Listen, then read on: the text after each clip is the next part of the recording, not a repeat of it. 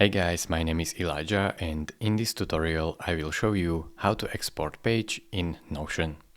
This tutorial is very simple and straightforward, just follow my steps. First step is to go over to your page that you want to export. Now that you see your page, simply click on these three dots in the top right corner. This will expand this menu and here you have to click on Export.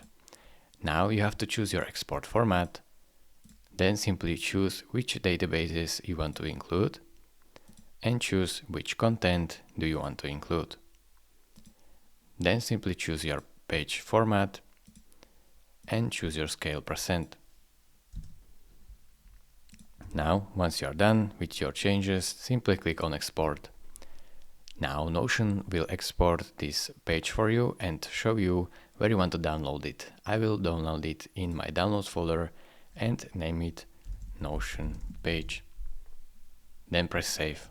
Now simply open up your folder and see that the Notion page is exported.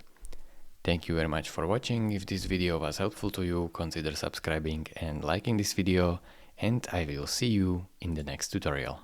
Bye bye.